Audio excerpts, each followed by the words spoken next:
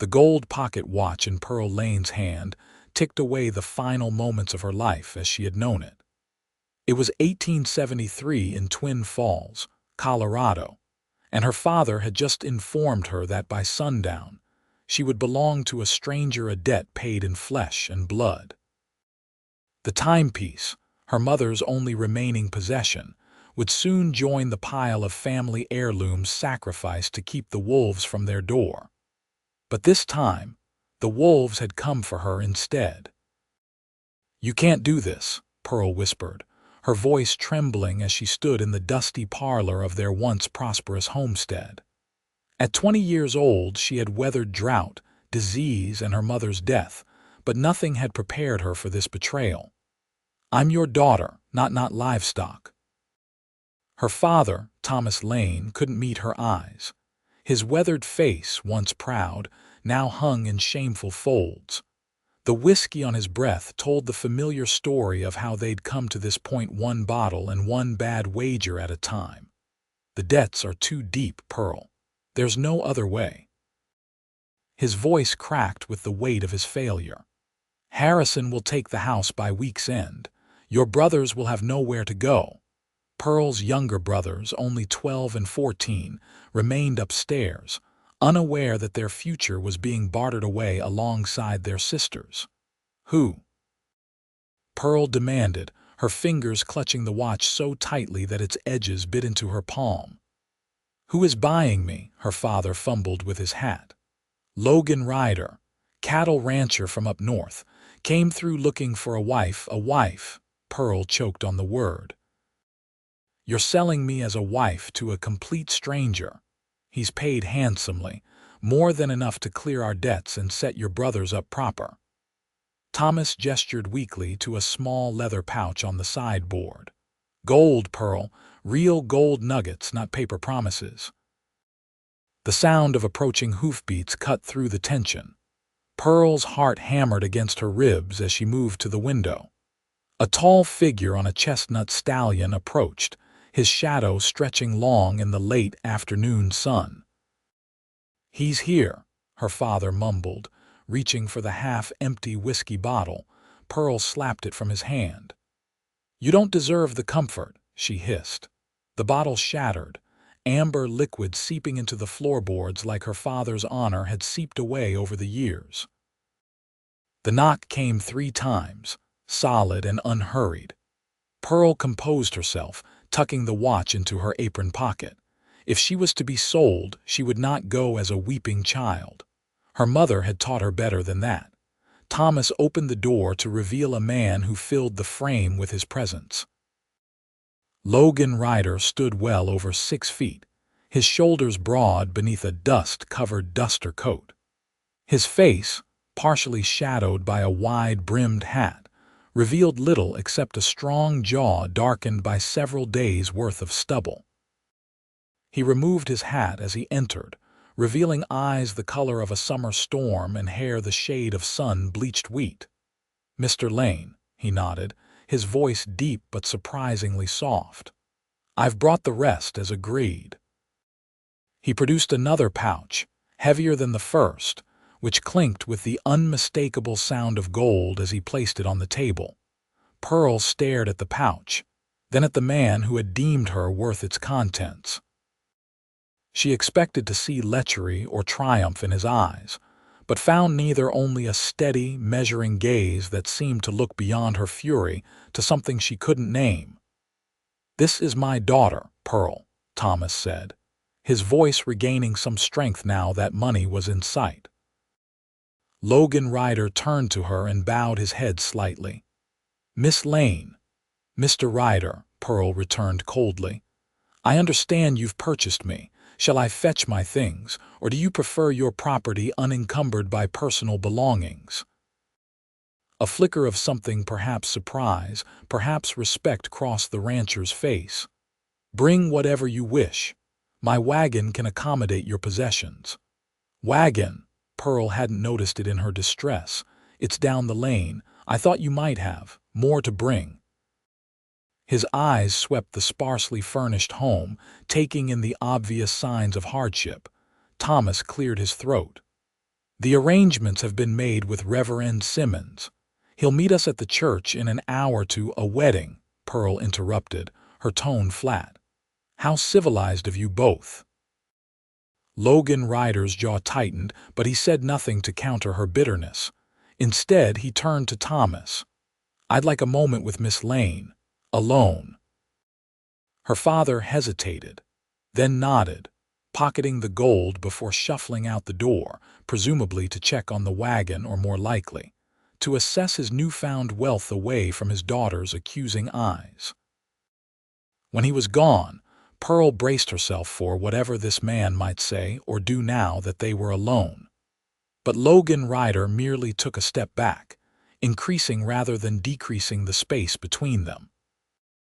Miss Lane, I won't pretend to understand what you're feeling right now, he began, his voice quiet, but I want you to know something before we proceed. Pearl raised her chin.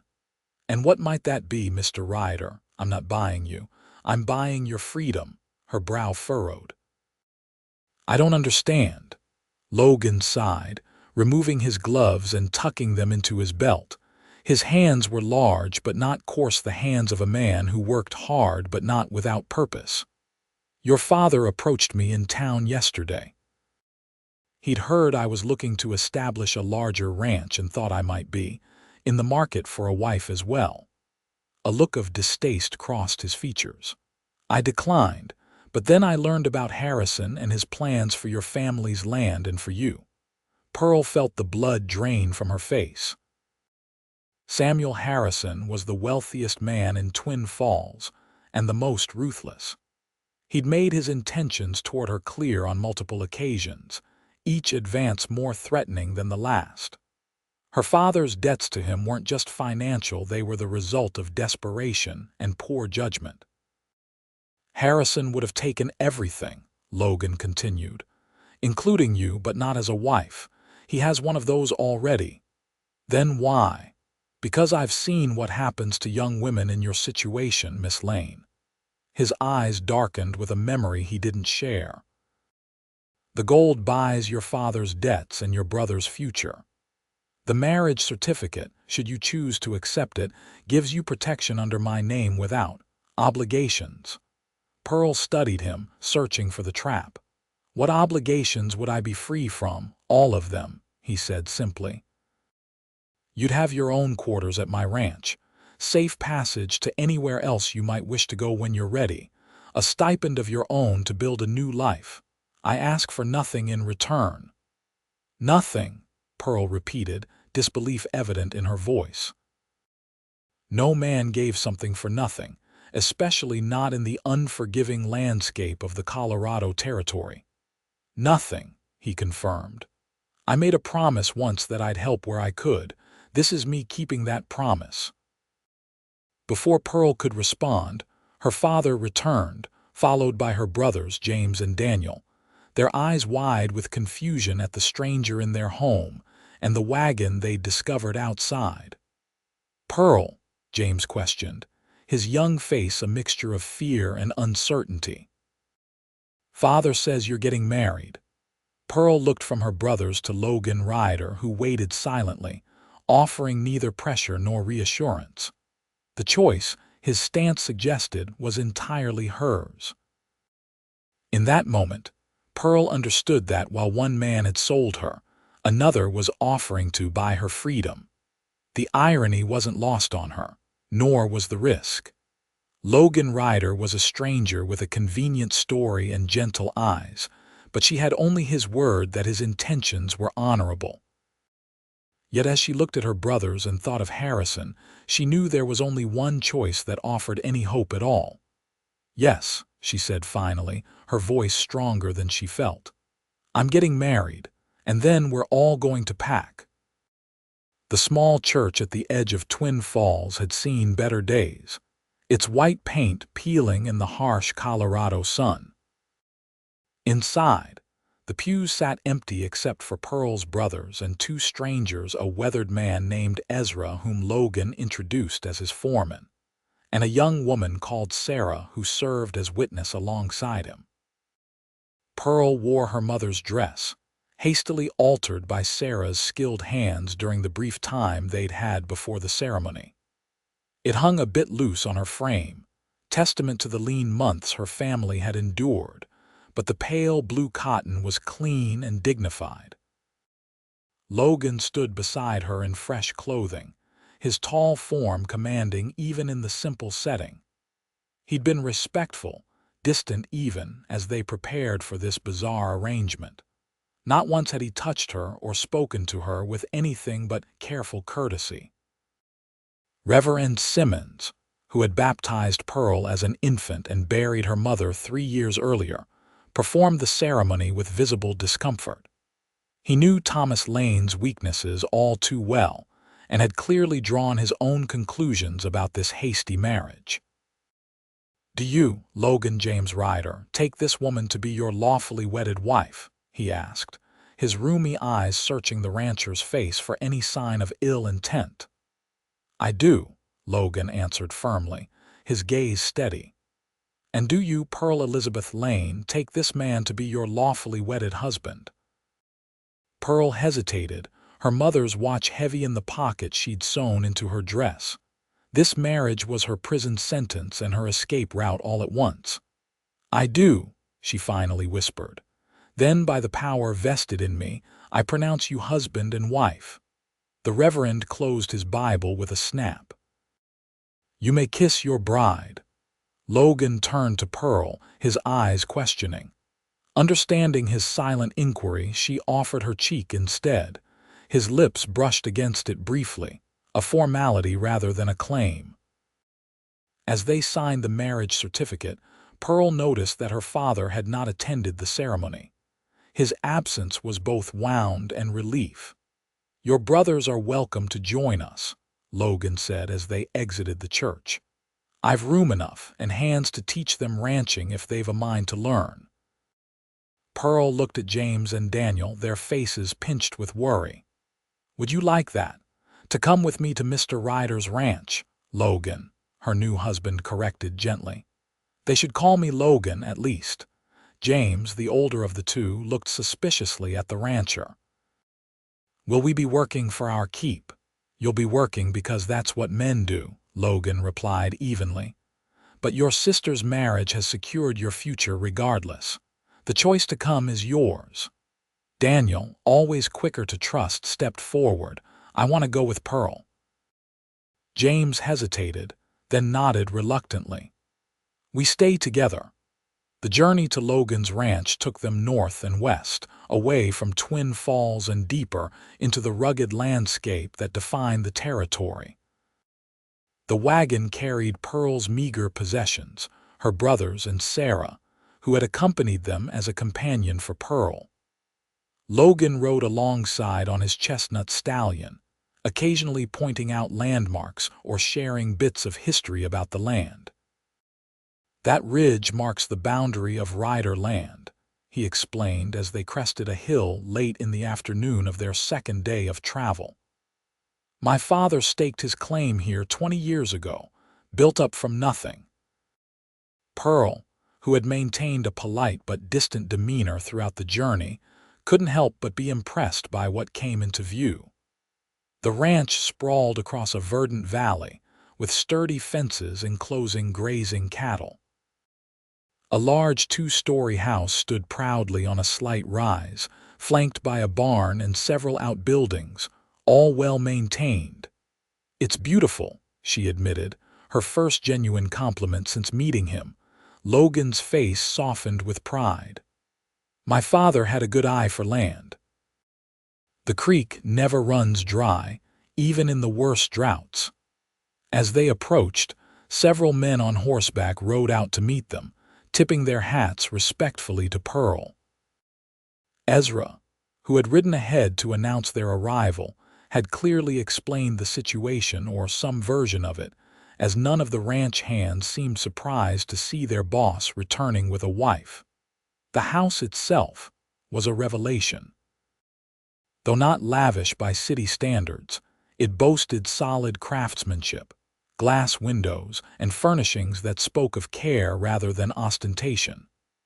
Sarah showed Pearl to a large bedroom on the second floor, complete with a private sitting area and a view of the mountains. "This is yours," Sarah explained, setting down Pearl's small trunk. "Logan had it prepared special, said a lady should have her own domain." Pearl ran her fingers along the patchwork quilt that covered the bed. "And where does Mr. Ryder sleep?" "He has rooms on the other side of the house," Sarah replied, confirming what Logan had promised. "Been there since his parents passed 5 years back. Fever took them both within a week of each other."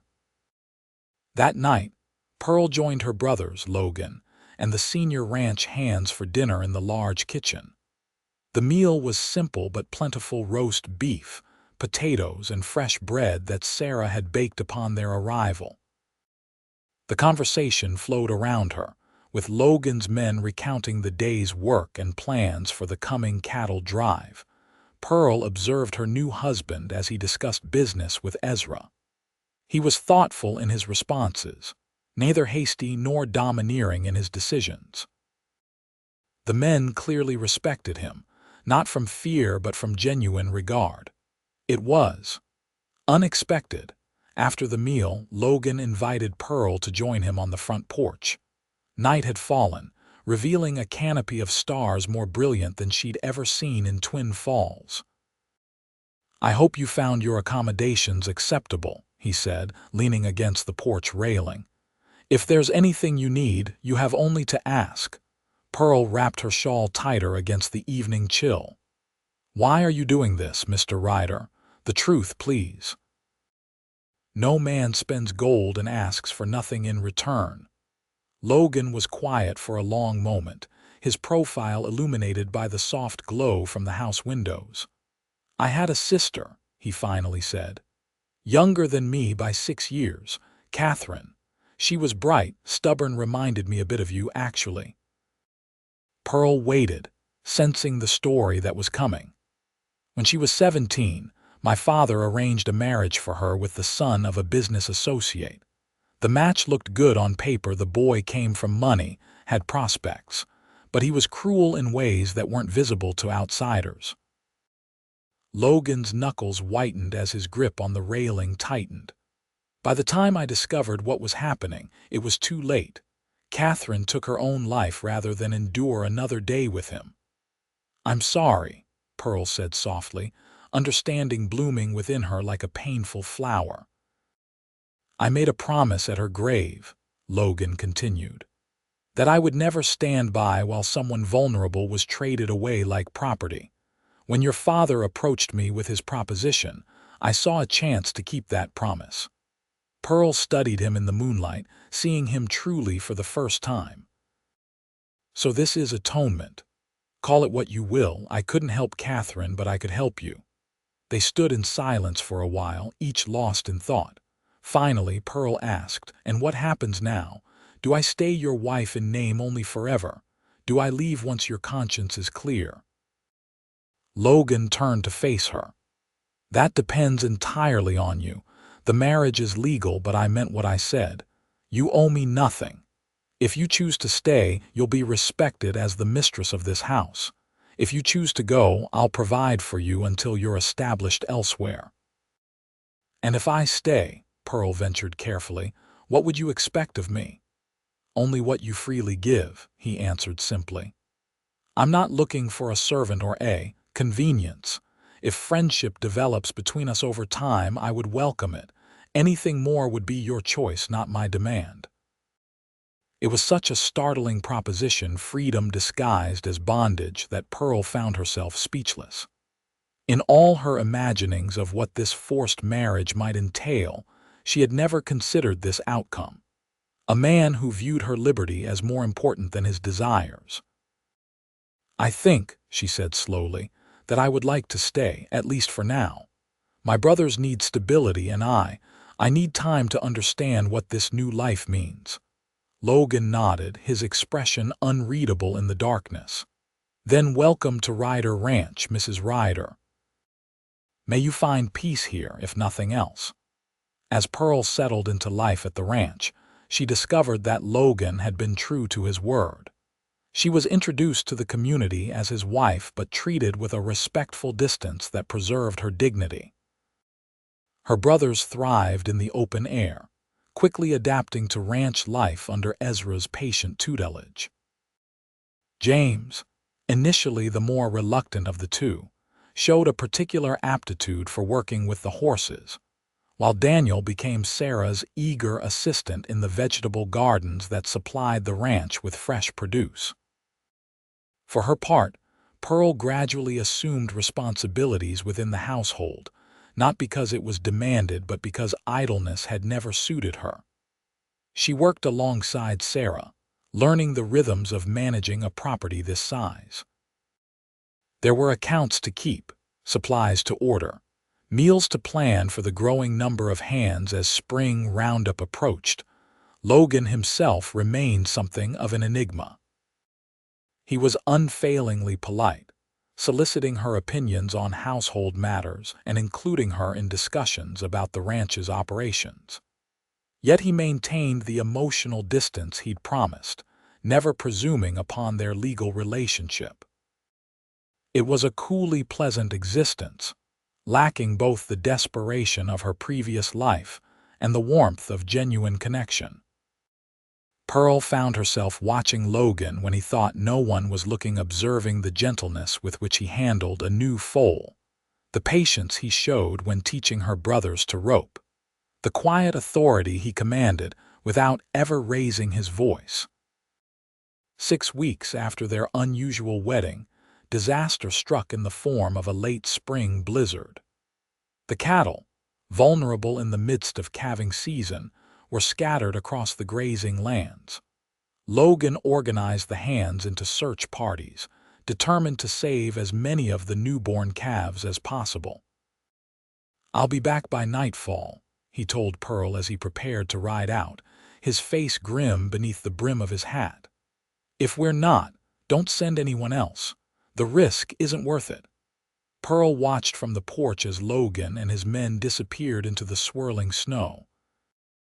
The day crawled by with agonizing slowness as the storm intensified.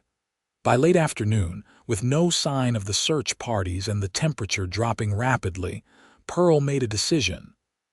"I'm going to prepare the barn," she told Sarah, already pulling on her heaviest coat. "They'll need somewhere warm when they return." "If they return," Sarah murmured, her face tight with worry. She had been at the ranch long enough to know what spring storms could do. Pearl refused to entertain that thought. "They'll return, and we'll be ready." With James and Daniel's help, she stoked fires in the metal braziers throughout the barn, prepared hot water and bandages, and laid out blankets.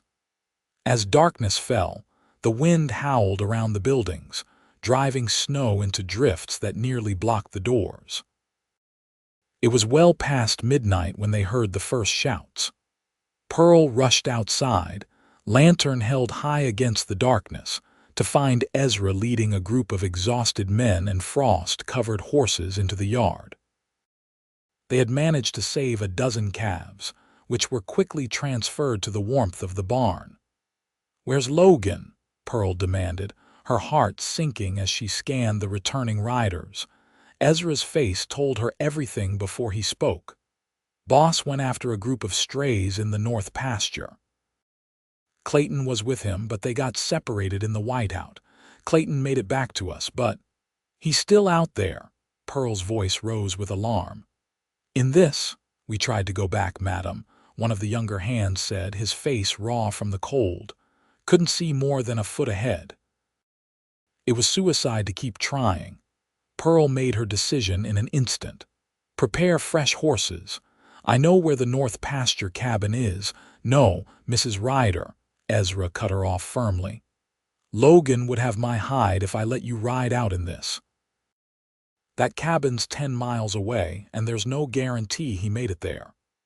"Then what do you suggest?" Pearl challenged. "That we wait until morning. He could be freezing to death right now." "He knows these lands better than anyone," Ezra said, though his confidence sounded forced. "If anyone can survive out there, it's Logan." Pearl spent the night pacing between the house and barn, checking on the rescued calves and watching the horizon for any sign of her husband.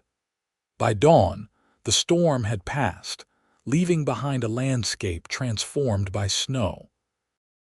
The morning sun revealed pristine white as far as the eye could see. Without waiting for permission or company, Pearl saddled her mare, a gift from Logan during her first week at the ranch, and prepared to ride out. She was securing a bundle of supplies when Ezra found her. "I can't let you go alone, madam," he said, already readying his own mount. "Logan would never forgive me if something happened to you." "Then don't let me go alone," Pearl replied simply, swinging into the saddle with determination. "But I am going." They rode hard toward the north pasture, following landmarks barely visible beneath the snow. Pearl's fear grew with each passing mile. The temperature had fallen well below freezing overnight. Even an experienced rancher like Logan couldn't survive long without shelter. The small line cabin appeared on the horizon just as Pearl was beginning to lose hope. It was a simple structure, meant as temporary shelter for hands working the distant pastures. As they approached, Pearl's heart leapt at the sight of smoke curling from the chimney. "He made it," she breathed, urging her mare forward through the deep snow. Inside the cabin, they found Logan huddled near a small fire, his face pale and his left leg stretched awkwardly before him. Relief washed over his features when Pearl burst through the door. "What in God's name are you doing out here?" he demanded, though his voice lacked strength for real anger. "Saving my husband, apparently," Pearl retorted, kneeling beside him to assess his condition. His skin was too cool, his breathing shallow. "What happened?" "Horse stepped in a hole," Logan explained, wincing as Pearl gently examined his leg. "Threw me, then bolted. I think the ankle's broken. Had to crawl the last mile to the cabin." Ezra whistled low. "Lucky you found it in the whiteout, boss." "Wasn't luck," Logan said, his eyes meeting Pearl's. "Was too stubborn to die out there. Had reasons to make it back." Something in his gaze made Pearl's cheeks warm despite the chill of the cabin. She busied herself preparing a splint for his ankle, using the supplies she'd brought. "We need to get you home," she said once the makeshift brace was secure. "Can you ride?" Logan grimaced. "Don't have much choice, do I?" The journey back to the ranch was slow and painful. Logan rode double with Ezra, his injured leg carefully positioned to prevent further damage. By the time they reached the house, he was feverish and barely conscious. Pearl took command without hesitation. "Get him to bed," she instructed the hands who came to help. "Sarah, we need hot water and the medicine chest. James, ride for the doctor in Prairie Junction." For 3 days, Logan drifted between consciousness and delirium as infection set in. The doctor came and went, leaving behind powders and instructions but little hope. "The cold did nearly as much damage as the break," he told Pearl grimly. "Keep the fever down if you can. That's his best chance." Pearl barely left Logan's side, bathing his brow with cool cloths and forcing broth between his cracked lips whenever he was lucid enough to swallow. On the 3rd night, as she dozed in a chair beside his bed, his hand found hers. "Pearl," he whispered, his voice rough but his eyes clearer than they had been since the accident.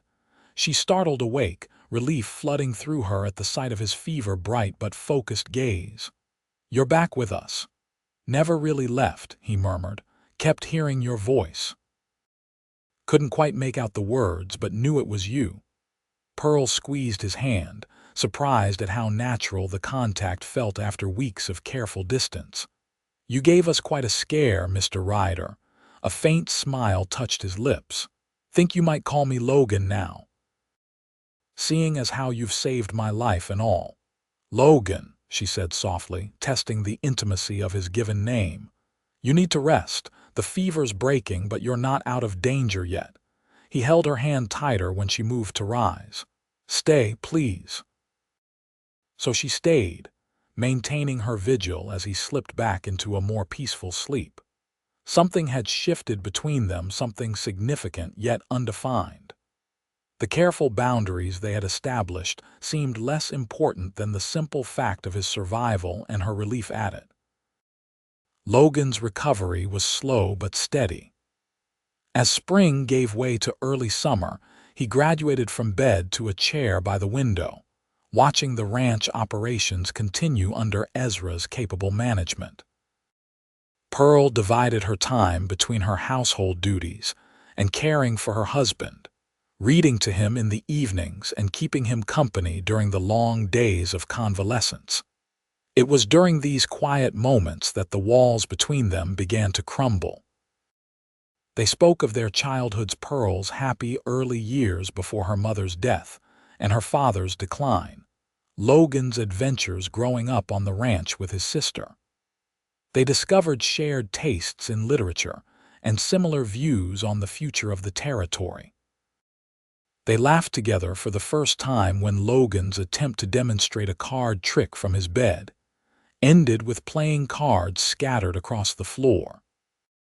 One evening, as Pearl finished reading a chapter from The Last of the Mohicans, Logan asked the question that had hung between them for months. "Are you happy here, Pearl?" She marked her place in the book, considering her answer carefully. "I'm content," she said finally. "My brothers are thriving. I have purpose, security. It's more than I expected when I learned my father had sold me." Logan's expression tightened at the reminder. "That's not what I asked." Pearl met his gaze directly. "Happiness seemed like an impossible luxury 3 months ago.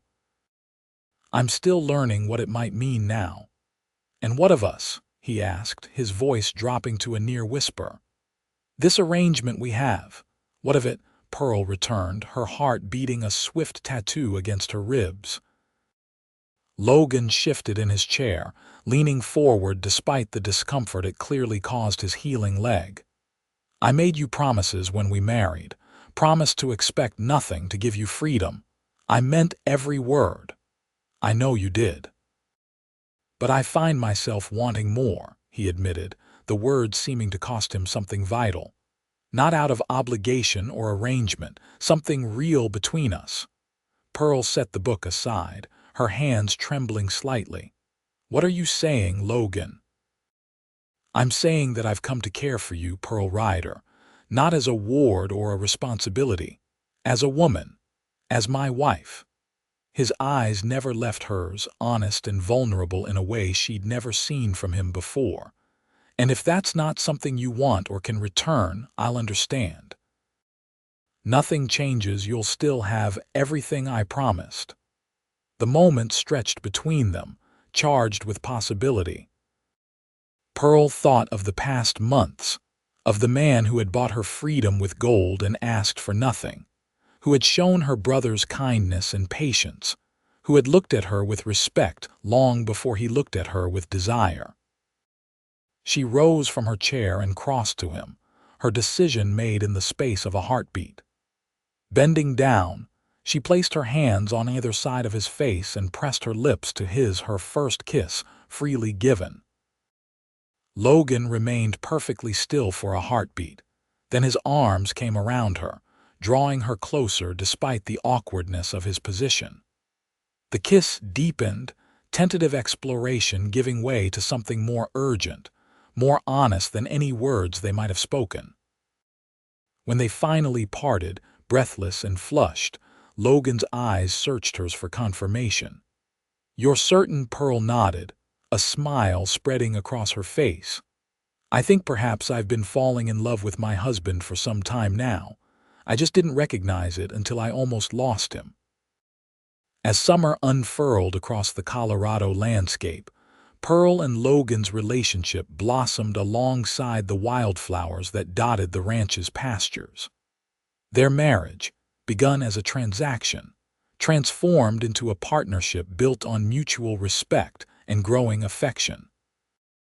Logan regained his strength, and while his ankle would always trouble him in cold weather, he resumed his duties with the same quiet competence that had first earned Pearl's admiration. For her part, Pearl stepped fully into her role as mistress of Ryder Ranch. She organized the household with efficiency, welcomed neighboring ranchers and their wives for occasional gatherings, and even took over the ranch accounts, discovering an aptitude for figures that impressed Logan and Ezra alike. "You've saved us a small fortune with your eye for detail," Logan remarked one evening as they reviewed the quarterly finances together in his study. "That timber contract would have bled us dry if you hadn't caught the discrepancy." Pearl smiled, pleased by his recognition. "My father may have been poor at managing money, but my mother taught me well before she passed.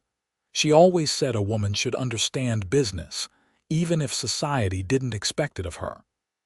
"She was a wise woman," Logan agreed, reaching across the desk to cover her hand with his own. "I wish I could have known her." Such moments of connection had become common between them, a touch, a shared smile, a private joke. Yet they had not fully crossed the final boundary from affectionate companions to true husband and wife. Logan, true to his word, had never pressured Pearl, allowing her to set the pace of their evolving relationship. The annual Midsummer Festival in Prairie Junction provided an opportunity for Pearl to be introduced to the wider community as Mrs. Ryder. The town, larger than Twin Falls and more prosperous, hosted ranchers and merchants from across the territory for 3 days of trading, competitions, and celebration. "Are you nervous?" Logan asked as they drove the wagon toward town, Pearl beside him in a new dress of cornflower blue that brought out the honey highlights in her brown hair. Her brothers rode ahead with Ezra and several of the hands, eager for the festivities. "A little," Pearl admitted.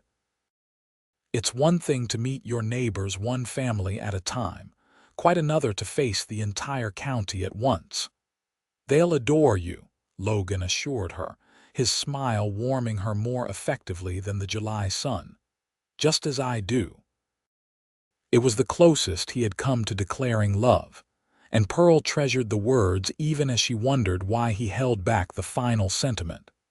Perhaps, like her, he still marveled at how drastically their circumstances had changed in such a short time. The festival grounds bustled with activity vendors selling everything from farm equipment to fancy bonnets, livestock pens where proud owners displayed their finest animals, a large dancing platform constructed in the town square. Logan was greeted warmly wherever they went, introducing Pearl with evident pride. "Logan Ryder, you old wolf." A booming voice cut through the crowd as a portly man in an expensive suit approached, hand extended. "Heard you finally took the plunge, and this must be the lucky lady."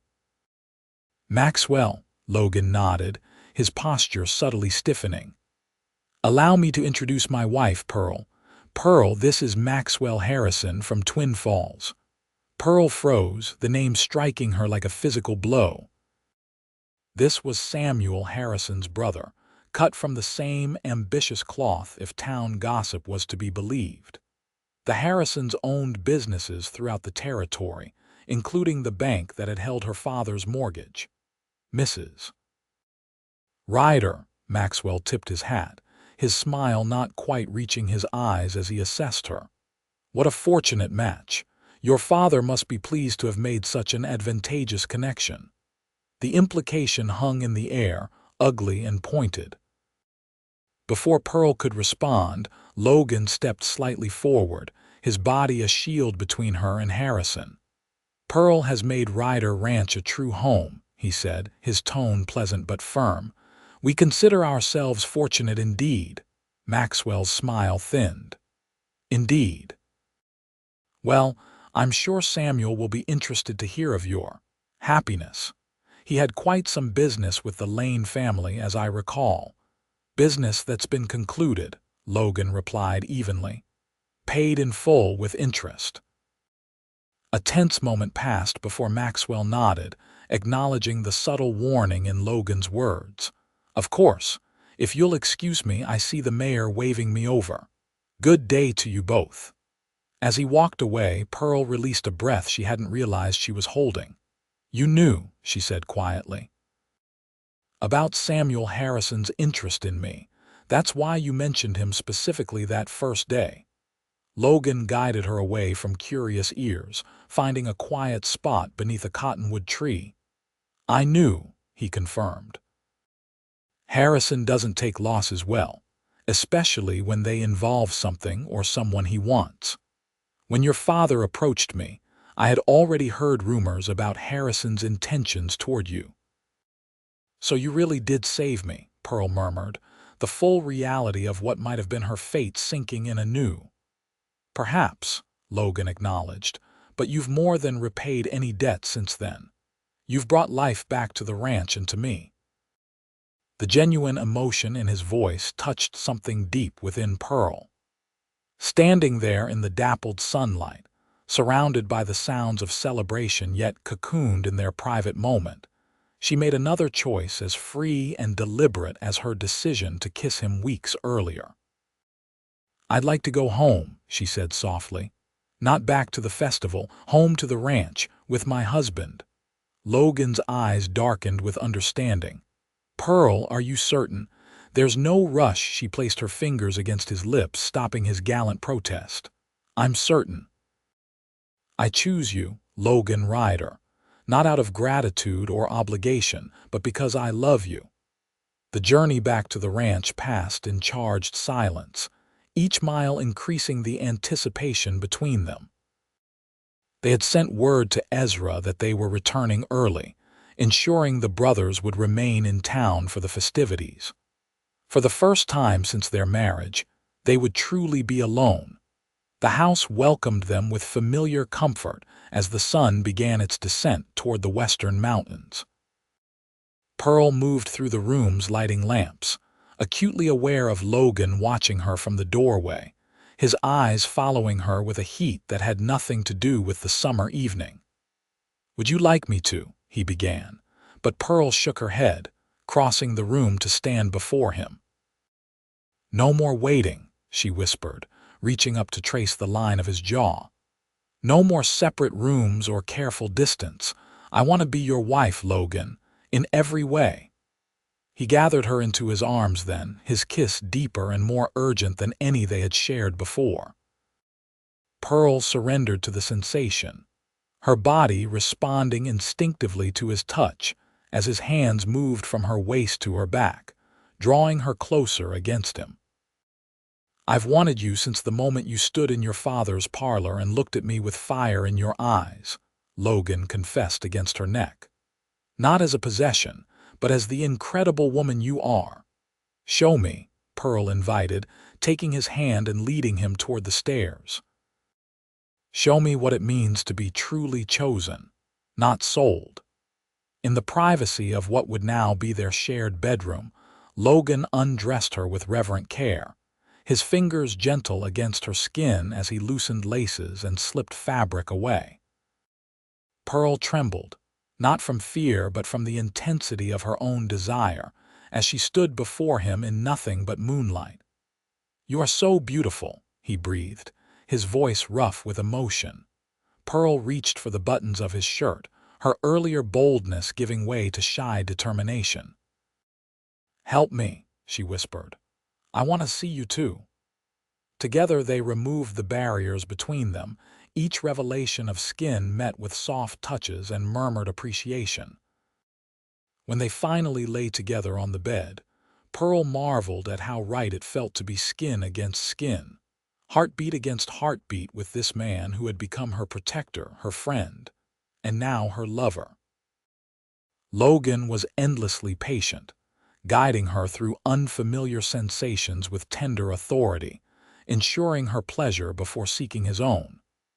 In his arms, Pearl discovered aspects of herself she had never imagined: passionate, uninhibited, capable of both giving and receiving joy without reservation. "I love you," Logan whispered as they moved together in the darkness, the words finally breaking free as they found their rhythm.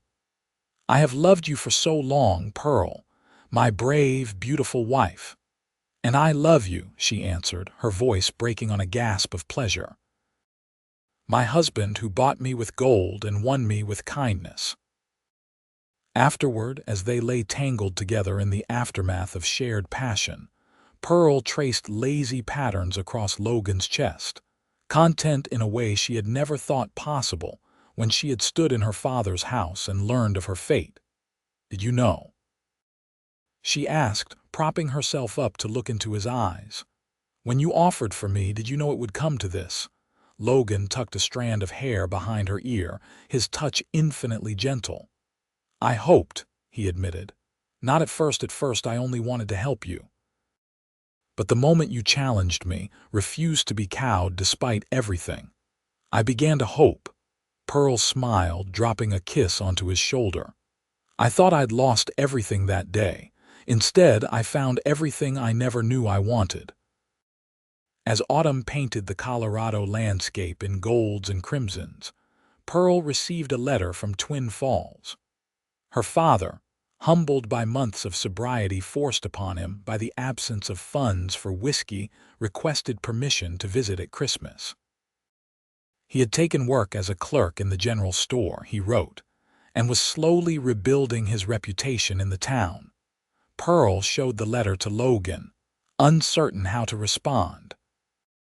They sat together on the porch swing, watching her brothers exercise the colts in the corral. James had developed a remarkable talent with horses, while Daniel had become Ezra's right hand in managing the ranch's daily operations. "What do you want to do?" Logan asked, his arm warm around her shoulders. Pearl considered the question carefully. "I'm not sure I can forgive him," she admitted, "but I don't want to hold on to bitterness either." Logan nodded, understanding in his eyes. "Then invite him. Let him see what his actions led to, not tragedy but triumph. Show him the woman you've become, the life you've built." "The life we've built," Pearl corrected, leaning into his embrace. "Together." Their first Christmas as a true family was a celebration that exceeded all of Pearl's childhood memories. The house was decorated with pine boughs and red ribbons, the kitchen fragrant with Sarah's baking. All the hands were invited for Christmas dinner, along with neighboring families and, yes, Thomas Lane, who arrived bearing modest gifts and visible uncertainty. Pearl greeted her father with composed dignity, neither coldness nor false warmth. Logan stood beside her, a steady presence as she navigated this complex reunion. "You look well, Pearl," Thomas said, his eyes taking in her healthy appearance and fine dress, evidence of the prosperity she had found far beyond anything their family had known in Twin Falls. "Happy." "I am happy, father," she confirmed, her hand finding Logan's. "Very happy indeed." Throughout the day, Pearl watched her father observe her in her new life, saw him witness the respect with which Logan treated her, the easy affection between them, the way the ranch hands deferred to her judgment on household matters. She saw understanding dawn in his eyes, perhaps for the first time, of what he had truly done in selling his daughter. As the gathering dispersed, and Thomas prepared to return to town with one of the neighboring families, he pulled Pearl aside for a private word. "I don't expect your forgiveness," he said, his voice rough with emotion. "What I did was unforgivable, but I want you to know that I thank God every day that it was Ryder who bought you and not Harrison." Pearl studied the man who had once been the center of her world, diminished now, graying and humbled, but perhaps finally finding his way back to the father she had loved as a child. "It wasn't chance," she told him quietly. "Logan came specifically to save me from Harrison. He never intended to claim me as property." Thomas blinked in surprise. "He paid in gold and asked for nothing in return." "He asked for nothing," Pearl confirmed. "But in time I gave him everything freely with love. That's the difference, father. The difference between being sold and being chosen." As winter settled over the ranch, bringing quiet days and long evenings by the fire, Pearl discovered another blessing that completed her journey from chattel to cherished wife. The first signs were subtle: a newfound sensitivity, fatigue in the afternoons, a peculiar aversion to the coffee she had always enjoyed. Sarah noticed before Pearl fully acknowledged the possibility, having seen the same symptoms in countless women over her years of keeping house. "Have you told the boss yet?" she asked one morning, finding Pearl pale and nauseated in the kitchen. Pearl shook her head, one hand unconsciously resting on her still flat abdomen. "I wanted to be certain first." "Oh, honey," Sarah laughed, her weathered face creasing with joy. "Some things a woman just knows, and the way that man looks at you. This news will make him happier than striking a gold vein on his property." That evening, after her brothers had retired and the house had settled into nighttime stillness, Pearl joined Logan in his study, where he was reviewing breeding records for the spring calving season. The fire crackled in the hearth, casting golden light over the room that had become the heart of their shared work managing the ranch. "You're quiet tonight," Logan observed, setting aside his ledger. "Something on your mind?" Pearl crossed to stand before him, taking his hands and placing them gently against her stomach. "Something wonderful," she whispered. "A new rider coming next summer." Logan's expression transformed, wonder and joy breaking across his features like sunrise over the mountains. "A baby, our baby." Pearl nodded, laughing as he lifted her into an exuberant embrace, spinning her around before setting her carefully back on her feet as though she had suddenly become fragile. "Careful," he murmured, his hand reverently covering the place where their child grew. "Precious cargo." "The doctor says I'm healthy as a horse," Pearl assured him. "No need for worry yet." "I'll worry anyway," Logan replied, pressing his forehead to hers. "It's a husband's privilege." As spring returned to the Colorado Territory, bringing new life to Ryder Ranch in the form of calves, foals, and green pastures, Pearl's body blossomed with their growing child. Her brothers, now firmly established as valuable members of the ranch operations, hovered near her with protective devotion, while Logan balanced his concerns with respect for her strength and capabilities. On a perfect June morning, almost exactly a year after Pearl had first declared her love for the man who had bought her freedom, their son entered the world after a difficult but ultimately triumphant labor. They named him Thomas Logan Ryder, a nod to redemption and new beginnings that Pearl felt her father had earned through his continued sobriety and humble efforts to make amends. Logan held his son with awe, the tiny bundle dwarfed by his capable hands. "He has your determination," he told Pearl, noting how the infant grasped his finger with surprising strength. "Poor child was so eager to meet you, he couldn't wait for the doctor to arrive." Pearl smiled tiredly from their bed, where Sarah had settled her after the birth. "He has your impatience," she countered, "and hopefully your kind heart." As twilight settled over the ranch, Logan sat beside his wife and son, marveling at how dramatically his life had changed in the span of 15 months. From solitary rancher carrying the weight of his sister's memory, he had become husband, father, brother, the head of a thriving family that had formed in the most unexpected way. "You ever think about it?" Pearl asked softly, reading his contemplative expression. "How we began? The gold, the arrangement." Logan stroked his son's downy head, then reached for his wife's hand. "I think about how close I came to missing this. If your father had gone to someone else, if I hadn't heard about Harrison's plans." "But you did," Pearl reminded him, squeezing his fingers.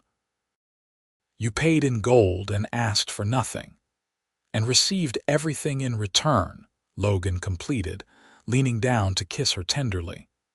"More than any man could rightfully hope for, A woman's free-given love is worth more than all the gold in Colorado. Outside their window, the sun set on Ryder Ranch, painting the land in shades of promise.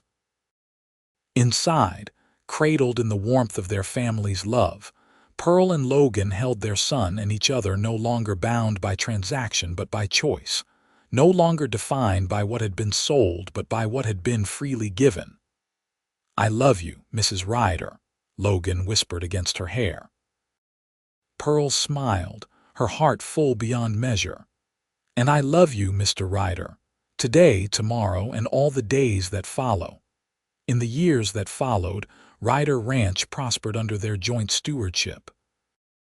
2 more children joined their family, a daughter named Catherine Rose after Logan's sister and Pearl's mother, and another son, Michael James, named for both their brothers. The ranch expanded as neighboring properties were acquired, becoming one of the most successful operations in the territory. James Lane eventually took over the horse breeding program, developing a line of rider horses that became sought after throughout the West. Daniel pursued his education in Denver before returning to help modernize the ranch's business practices.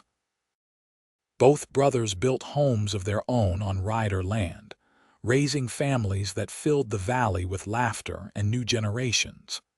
Thomas Lane never returned to drink, finding purpose in his work and joy in his grandchildren's visits. Though the past could never be fully erased, Pearl found a measure of peace in watching her father become the man he might have been without whiskey's influence. On their 20th wedding anniversary, Logan presented Pearl with a gift, the deed to a small parcel of land that contained a natural hot spring, around which he had built a private cabin for them to escape the demands of ranch life occasionally. "Something that belongs just to us," he explained as they stood on the porch of the rustic retreat, "where we can remember who we are beneath all our responsibilities." Pearl leaned into her husband's embrace, as natural and necessary to her now as breathing. At 40, Logan remained strong and vital, silver threading his wheat-colored hair and laugh lines crinkling around eyes that still looked at her with the same devotion they had shown for 2 decades. "Who we are," she mused, turning in his arms to face him. A man who paid in gold for a woman he didn't know, and a woman who found freedom in what should have been captivity. "A fortunate man," Logan corrected, brushing his lips across her forehead, "who found the courage to hope for love when he least expected it." "And a blessed woman," Pearl added, "who discovered that sometimes the worst moments of our lives can lead us to the best." As twilight settled over their private sanctuary, Pearl thought of the gold pocket watch she still kept, the timepiece that had marked the end of one life and the beginning of another. It would go to their eldest son someday, along with the story of how his parents had found each other through an act of desperation transformed by honor and eventual love. "No regrets?"